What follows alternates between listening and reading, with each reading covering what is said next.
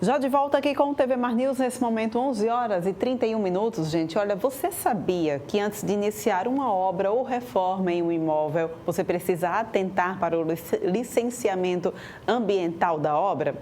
Pois é, viu? Olha, Fernando Palmeira conversou com o secretário municipal de Meio Ambiente e traz para a gente todos os detalhes. Vamos acompanhar agora. Construir em uma cidade é exemplo de Maceió. Todo mundo que pode, quer, tem seus projetos, inclusive projetos empresariais, residenciais. Mas tudo tem que ter, claro, normas para os limites, para uma adequação perfeita, inclusive de respeitabilidade a um ambiente salubre e também a questão ambiental.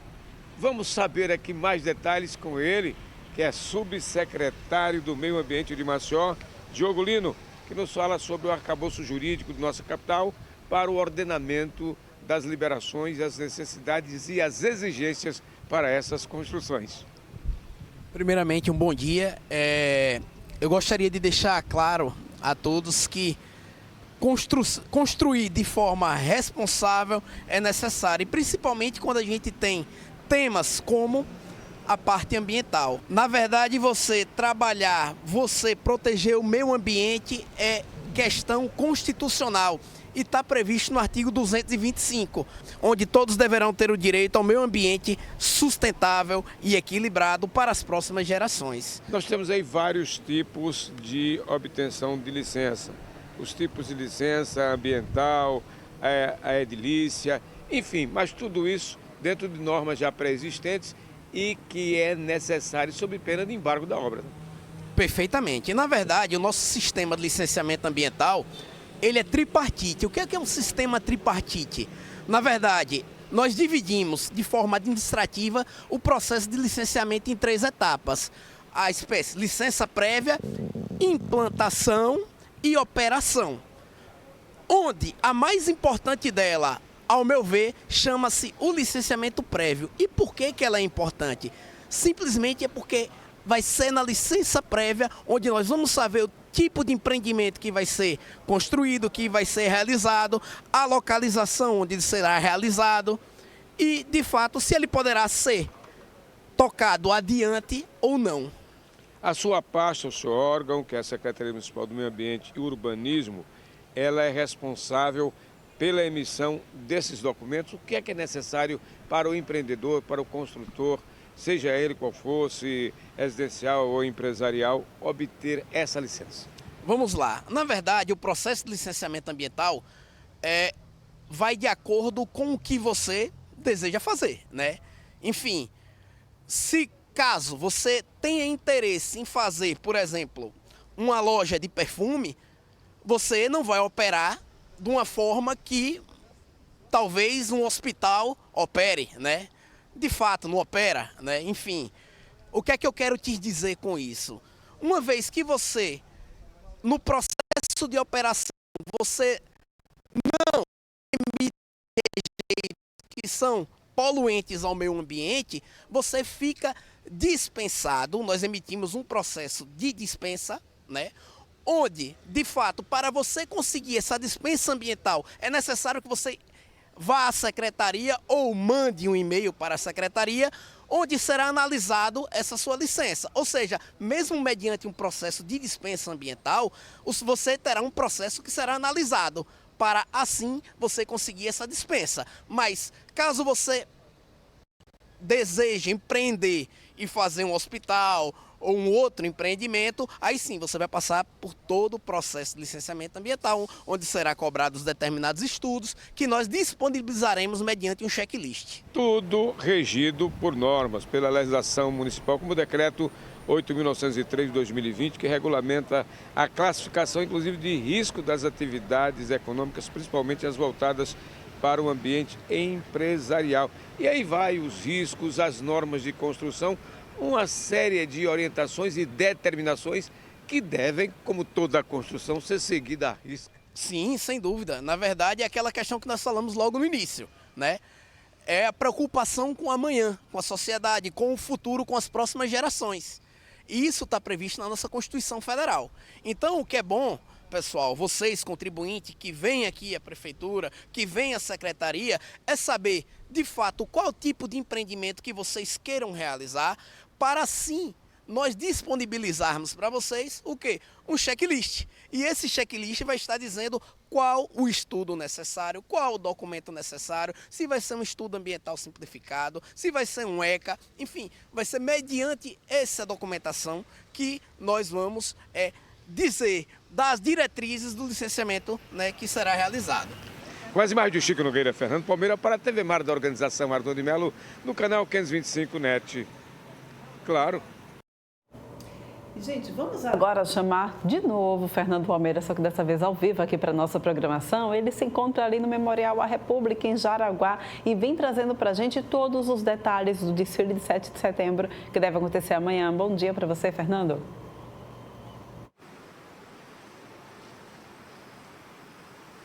Um abraço, Porlane. Bom dia, desejando boa sorte, boa tarde também, antecipadamente para você, para toda a equipe, para quem nos assiste.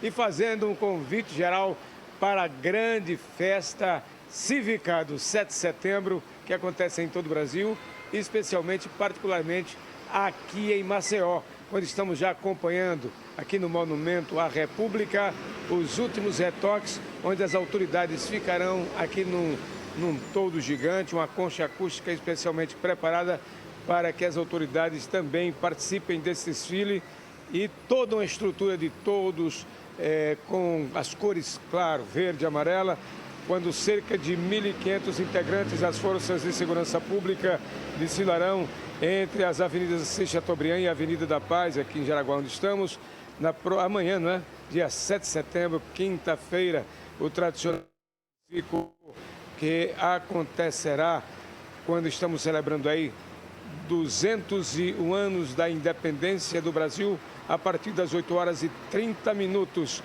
No primeiro momento, o governador em exercício, Ronaldo Lessa, realizará a revista As Tropas, acompanhado dos coronéis Paulo Amorim e Jacques Volbeck, comandantes da Polícia Militar e Corpo de Bombeiros Militar, respectivamente. Os comandantes também de representações das Forças Armadas aqui em Alagoas, Exército, Marinha e Aeronáutica. A partir das 9 horas, a previsão é de que o Exército Brasileiro faça a abertura do desfile das tropas, seguida da Marinha do Brasil e da Aeronáutica, acompanhados pela Banda de Música da Polícia Militar de Alagoas, que é um patrimônio histórico, artístico e cultural do povo de Alagoas. A Polícia Militar passará também pela avenida. Desfilarão os contingentes dos colégios militar, batalhões especializados, áreas de grupamentos montados, que também estarão participando com viaturas do grupamento motorizado.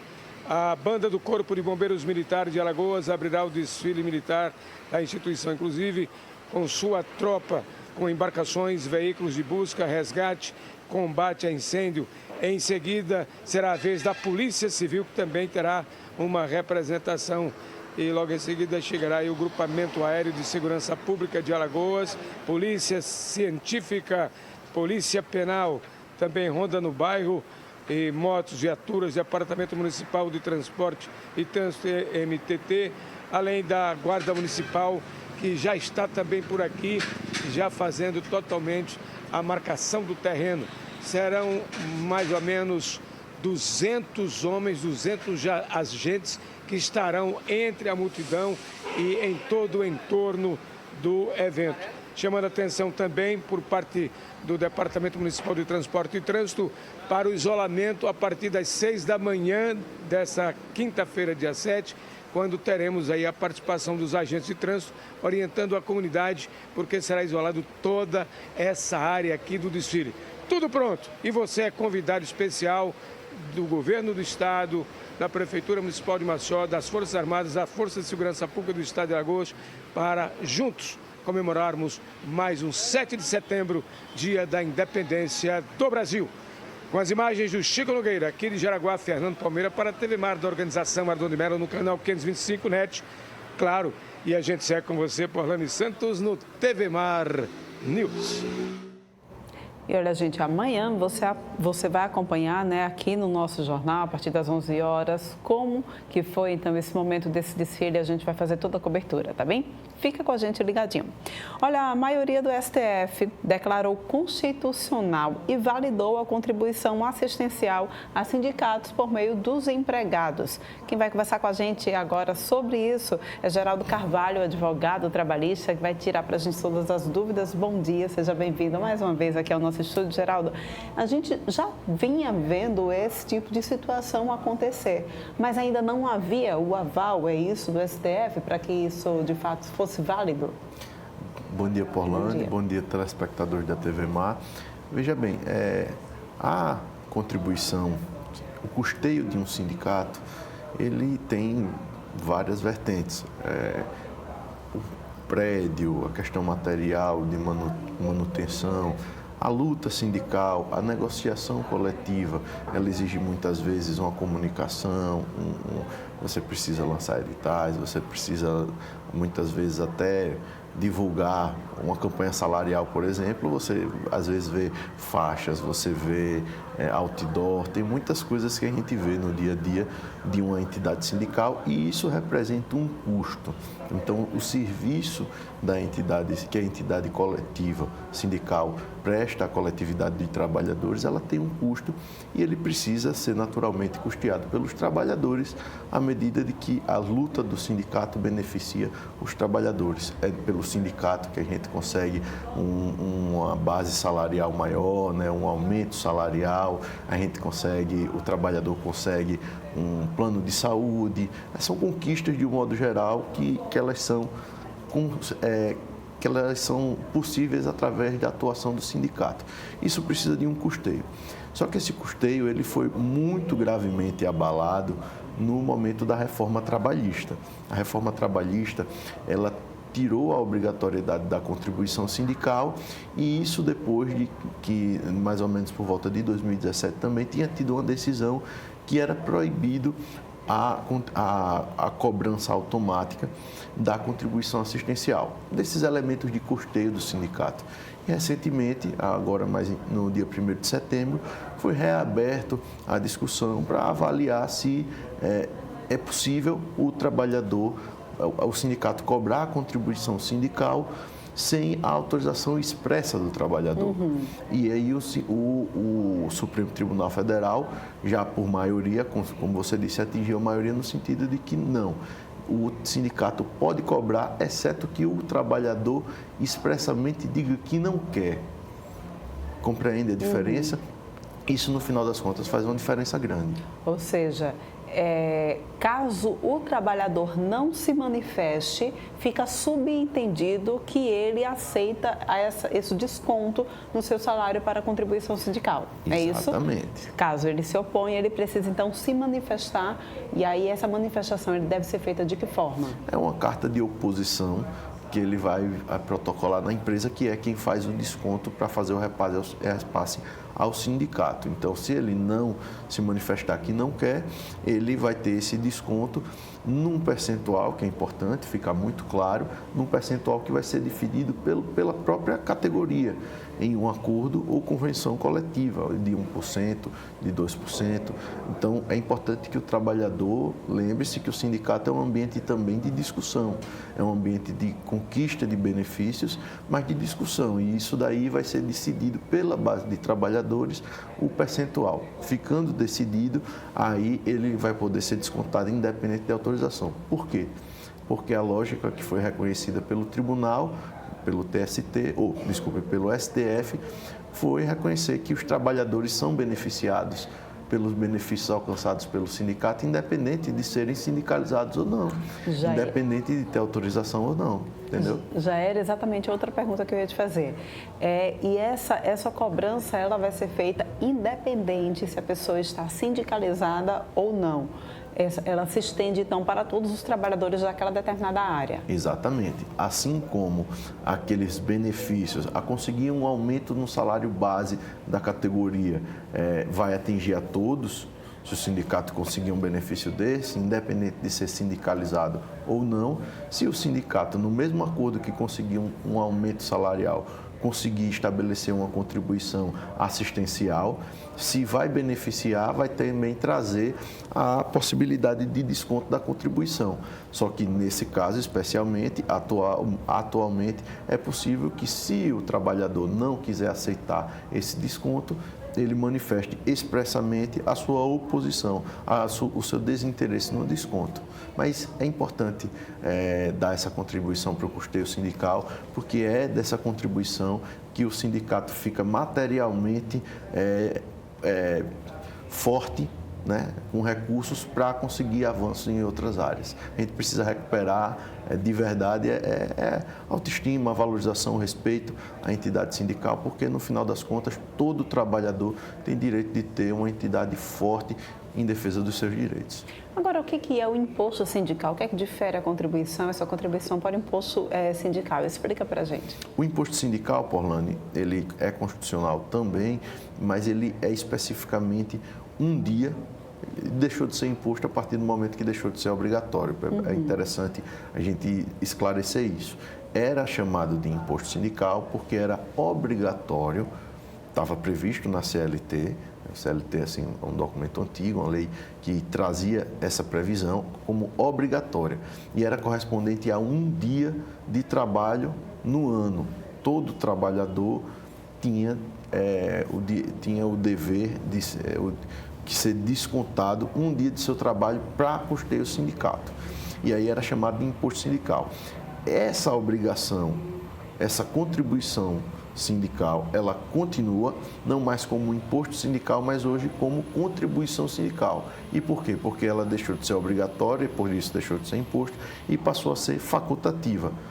Por que passou a ser facultativa? Porque, ao contrário da lógica reconhecida pelo STF da contribuição assistencial, a contribuição sindical, ela só pode, por força da reforma trabalhista, ela só pode ser descontada esse um dia se o trabalhador expressamente autorizar. Então, ele não vai precisar evitar que seja descontado. Ele vai precisar autorizar que seja descontado. É diferente da contribuição social, porque o imposto sindical, a lógica é a seguinte: o imposto sindical, ele não é constituído no mesmo documento que é constituído direitos. Entendeu? Não é no acordo e convenção coletiva que o trabalhador tem direito, por exemplo, a aumento de salário, a um salário família às vezes maior, uma hora extra, às vezes, em vez de 50%, 60%, é uma conquista possível do sindicato, ao plano de saúde, ao auxílio creche. Então, no mesmo acordo ou convenção coletiva, ou também sentença normativa dos tribunais do TRT, como, por exemplo, acontece no caso de greve ou no caso de não haver um acordo.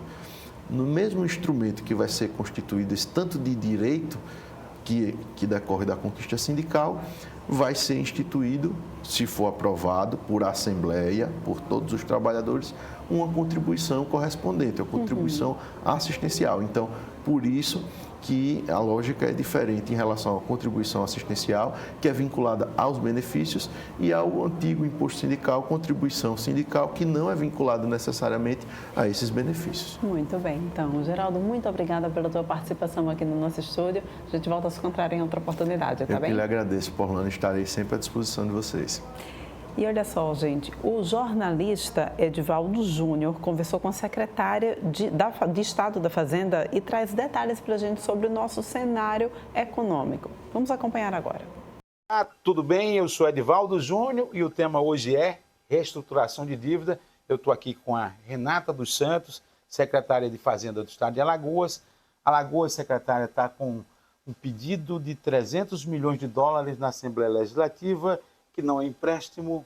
Você explica para a gente algo mais digamos, parecido com um consignado, ou seja, eu vou pegar dinheiro para reestruturar uma dívida e com isso eu ganho dinheiro. Não, na verdade, a reestruturação da dívida, eu vou pegar dívidas que eu já tenho, com algumas condições financeiras de taxa de juros, de prazo de pagamento, e vou trocar por mesma dívida, só que aí com condições mais favoráveis, aí para o pessoal entender. Eu tenho consignado com determinado banco a uma taxa de X% ao mês. Daqui 2, 3 meses, você vai ter um outro banco que te oferece para comprar aquela sua dívida numa taxa menor. Então, você acaba que você não está se endividando mais. Na verdade, muitas vezes, que é o nosso caso agora, você está reduzindo a sua dívida, seu endividamento, já que você vai ter condições financeiras mais favoráveis. Então, só para a gente explicar um pouquinho melhor, o Estado de Alagoas fez uma negociação com o BIRD. Isso. E o BIRD vai comprar dívidas ou vai renegociar dívidas do Estado, que estão em bancos do Estado, bancos brasileiros, e vai fazer essa estruturação por um prazo mais longo, com juros menores. Isso, Alagoas vai ter vantagem em quê, secretária? Isso, exatamente isso, Edivaldo. O BIRD, né, que é o Banco Mundial, ele vai pegar algumas dívidas nossas, enfim, que quando foram tomadas tinham condições que estavam menos favoráveis, com prazos menores. E a gente, basicamente, são com bancos nacionais, tá? Todas as dívidas. A gente não pegou todas as dívidas, a gente só pegou dívidas que eram favoráveis. Porque até isso é visto, tanto pelo BIRD quanto pelo governo federal.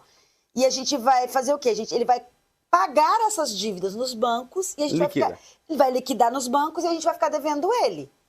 E aí, essa dívida que a gente vai ter com ele, a gente vai ter um prazo maior para pagar e com uma taxa de juros mais favorável e mais estável ao longo do tempo. Então, a gente ganha no estoque, né, que é o tamanho da dívida. A gente pode ganhar, dependendo do câmbio, entre 100 e 200 milhões, mas no fluxo, que é no dia a dia, no pagamento ali, em 5 anos a gente vai chegar a 600 milhões de reais. Ou seja, é dinheiro que de alguma forma sairia, que vai ficar aqui para pagar as contas. Exatamente. E pelo planejamento do governador Paulo, esse valor ele vai ser todo colocado em investimento. Então, é um dinheiro que vai gerar mais dinheiro, que é assim que a gente consegue fazer coisas estruturantes para o Estado.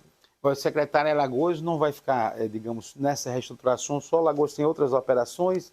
Eu vi aqui, com a gente conversando, que vocês têm uma gestão de várias dívidas. Alagoas tem dívidas que vêm lá do governo Renan Filho, do governo Theo Vilela, que vocês vão contando aqui. E a gente fez uma conta aqui rápida, tem mais ou menos 10 bilhões aí que se deve, mas quem vive da economia tem que dever para investir, e quando investe volta o dinheiro, e investindo você pode pagar, ou seja, a gente tem um fluxo hoje que está com a conta. A gente tem mais ou menos 10 bi de dívida, sendo que aí a gente tem que separar em 2 grupos, né? Tem um grupo que é mais ou menos 6 bilhões que a gente deve direto ao governo federal, que é aquela dívida 9496, que ali tem coisa desde a época do Produban, lá da década de 90, como dívidas passadas também, década de 90 e início dos anos 2000. Essa é uma dívida que a gente tem com o governo federal. Essa a gente não consegue reestruturar, a não ser que o governo federal faça uma nova forma. E ela é indexada à Selic. Então, dívida da União. Selic sobe, nossos juros e encargos sobem. Entendi. Selic desce, nossos juros e serviço da dívida desce. Então, essa vai até 2045, torcer para o Banco Central? Sempre deixa baixa a Selic. Esse endividamento, que é uma coisa do passado, né? A gente tem até 2044, se eu não me engano, para quitar. E não é só a gente que tem, na verdade, quase todos os estados brasileiros têm esse tipo de dívida.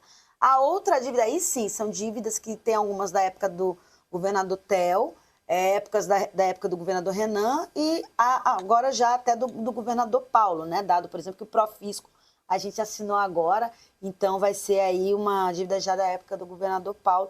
Essas dá mais ou menos 4 bi que a gente deve, mas são dívidas que a gente literalmente cuida no dia a dia, não só para o pagamento da dívida, mas também na execução do dinheiro decorrente dessa dívida.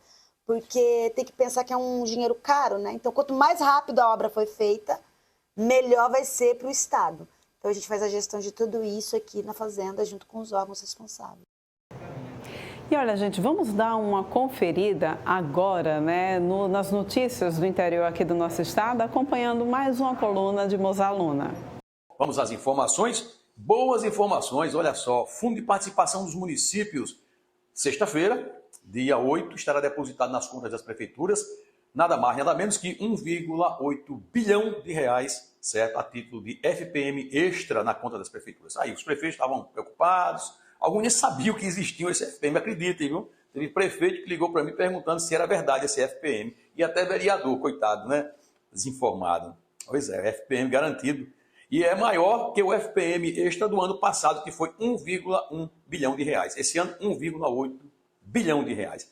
Tá aí a quem estava pedindo dinheiro, está chegando e tem mais 1% extra em dezembro. E outra, esse dinheiro não tem desconto do 12º da Câmara, não tem também o Fundeb. É livre para botar em dia as contas, prefeito. Olha, só não gasta com banda de forró, com artista musical, tá? Deixa o circo um pouquinho do lado, né? Vai cuidar da cidade, vai administrar a cidade. Tem prefeito aí que passou o São João em cima do palco dançando, né? E aí tá aí sem pagar ninguém. Sem pagar ninguém, os fornecedores. Mas vamos às informações? Vamos lá.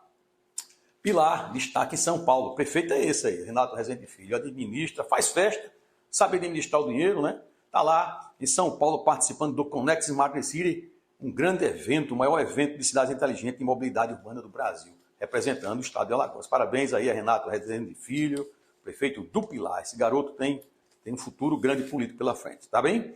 Vamos a Piranhas, isso é feriado amanhã, começa aquele programa, né? Aquele evento, Vozes do Velho Chico, que vai homenagear o cantor Carlos Moura, falecido. Uma grande programação, vai ser a apresentação 8 e 9, lá em Piranhas, vários trechos dos sítios históricos de Piranhas, que é lindíssimo, né? Com uma grande programação para esse feriadão. Então, uma boa opção para você passar esse feriado lá em Piranhas, né? Não esqueça de ir também, Olho d'Água do Casado, embarque oficial aos passeios do Cânion de São Francisco. Olha, em Porto de Pedras, o jovem empresário Caio Shoa está conversando com as comunidades para colher informações para elaborar um plano estratégico de desenvolvimento sustentável, tá? Isso é muito importante para planejar uma cidade, tá bem? Parabéns aí ao jovem empresário. Amanhã estará também, dia 7 de setembro, fazendo um encontro no bairro de Salinas, com o objetivo de ouvir a população daquele local. Olha, falando naquela região ali da rota ecológica, né? Milagres está realmente uma situação complicada. O descontrole imobiliário atingiu um ponto que a infraestrutura daquele município não vai aguentar. A situação é séria. Estou fazendo um alerta aí para as autoridades. Tem um empreendimento que vai ser lançado, 120 unidades, não tem infraestrutura o município para comportar o que está acontecendo lá. Energia, água, luz, telefone, celular, internet, tem que você pensar, e coleta do lixo nem se fala, gente, vai ser um caos. Preocupante. Bom, vamos aqui, o Olhar do Casado vai comemorar no dia 21 de dezembro, certo? 61 anos, grande programação. Proibido o aluguel de jet ski devido ao grande número de acidentes. Esse é um problema sério que tem que ser combatido pela Marinha do Brasil e pelo Corpo de Bombeiros, pelas prefeituras, tanto no litoral alagoano, como também nos cânions de São Francisco. Muita gente inabilitada, alcoolizada, certo? Pilotando jet ski, isso provoca muitos acidentes. Em Maragogi está proibido, já começou a fiscalização, tá bem? Olha só, em Pão de Açúcar, a prefeitura está com inscrições abertas, certo? Para um curso de audiovisual. Pois é, aberto aí as inscrições, muito bem, para que aproveitar a garotada lá, certo? Em Olho d'Água, em Pão de Açúcar, né? Em Pão de Açúcar. Em Delmiro Gouveia, a prefeita Ziane Costa está convocando os mototaxistas para um recadastramento. Isso é importante, isso é questão de segurança pública. Todo município devia fazer isso. E a polícia ter de posse os recadastrados. Questão de segurança pública. Bem, o nosso Boletim Integração de hoje vai ficando por aqui. Desejamos a todos um feriadão excelente, né? Calma e tranquilidade. Se beber, não dirija. Ficamos por aqui e voltamos amanhã. Pois é, né, gente? Aí todos os detalhes a respeito do interior aqui do nosso estado e a gente já está na reta final do nosso programa, viu? Por isso que a gente chama ele, Viderlan Araújo, agora aqui, já participando. Tá chateado comigo ele, gente. Que isso? Que isso? Vida amanhã é 7 de setembro. Sua cabeça com 1000 coisas, né, Paulane? Aqui, né? Você ainda fica me cobrando. Uma piadinha interna, né? Cobrando pra mim. Paulane, tô conversando aqui, a Paulane aqui resolvendo 1000 coisas. Paulane, tudo bem com você, né? Tudo maravilhosamente bem. Essa véspera de feriado da Independência, né? Nós aqui trazendo informações do esporte. Daqui a pouquinho nós vamos conversar com os integrantes do Timaço da Gazeta. O Marcelo Rocha vai trazer informações. A direção do CRB, Paulane, como você bem colocou, anunciando promoção de ingressos para o torcedor, ou seja, ingressos de R$10, Paulane. Eu tenho certeza que até você estará lá no Estádio Rei Pelé no próximo domingo para acompanhar o jogo CRB e Vitória. Vai ou não vai? Nesse precinho, vou levar a família toda. Tem que estar, né? R$10. Daqui a pouco o Lucas Ramires, nós vamos reproduzir a entrevista que o Marcelo Rocha ontem trouxe no Bola Quente, conversando lá com os integrantes do Timaço. todo esse panorama que a diretoria do CRB definiu para poder ter nos ingressos um grande público também nos ingressos vendidos no próximo domingo nesse jogo, que pode aí confirmar uma aproximação do CRB no G4, no grupo de acesso, Porlane. Então essa é uma ótima notícia, né? Pois é, muito bom mesmo. Agora me diz uma coisa, também tem jogo importante para o CSA no Sub-20, né? É verdade, Porlane, um jogo importante, Copa do Brasil Sub-20, CSA enfrentando o Sport, e nós vamos trazer o Arne Oliveira daqui a pouco, também integrante do Timaço da Gazeta, para poder deixar todo o nosso público atualizado com essas notícias do CSA. Se as coisas nos bastidores do CSA, elas seguem com as peças se movimentando para 2024 na equipe principal, o time Sub-20 do CSA está de vento em polpa. Então vai enfrentar o Sport precisando de uma simples vitória aqui em Maceió para poder avançar para a próxima fase da Copa do Brasil Sub-20. Vamos torcer pelo azulão, né? Com certeza. Vai não, Porlane? Esse com certeza, tão fraquinho. Você até de azul veio? Fala sério, né, Viderlan? De verde, vou virar casaca. esse fundo amarelo. Amanhã teremos o dia da independência. Estamos aqui a caráter azul da bandeira do Brasil também, Porlane Santos, ou seja, a TV Mar também incorporando essa independência do Brasil, né, Porlane? Muito importante esse momento. Olha, mas aí tem outros jogos também de Sub-20, né, Vida, que você vai trazer Sim, hoje? todos os jogos este meio de semana, né? Campeonato Alagoano Sub-20, o Guilherme Nobre vai falar também do planejamento do Penedense, tá? O Penedense, rapaz, a cidade de Penedo está em festa, né? Voltando à Série A do Campeonato Alagoano, no próximo ano jogando contra a CRB, contra a CSA, e esse planejamento já passa com a permanência do técnico Jaelson Marcelino. E o Guilherme Nobre vai trazer daqui a pouco detalhes a respeito desse assunto, Porlane. Tá ok, então, Viderlan, fica aí que eu vou só encerrar o TV Mar News e você já se prepara para iniciar, então, o canhão, o canal Esporte. Vamos lá, gente. Espero, Porlane. Olha, a gente encerra o TV Mar News de hoje com uma notícia triste. Morreu ontem, aos 47 anos, o padre Micael Sandes Dias dos Santos. O sacerdote administrava a paróquia Imaculado Coração de Maria, no bairro da Gruta de Lourdes, desde 2017. Anteriormente, serviu como vigário na Catedral Metropolitana da capital e administrador na paróquia Santa Isabel, em Maceió, e Nossa Senhora da Conceição, na cidade de Capela. A Arquidiocese lamentou a morte de Micael nas redes sociais. E a gente vai encerrando, então, dessa forma o TV Mar News de hoje. Obrigada pela tua companhia. Amanhã tem mais, às 11 horas, aqui no canal 525 da NET Claro, com uma cobertura completa do desfile de 7 de setembro. Até amanhã.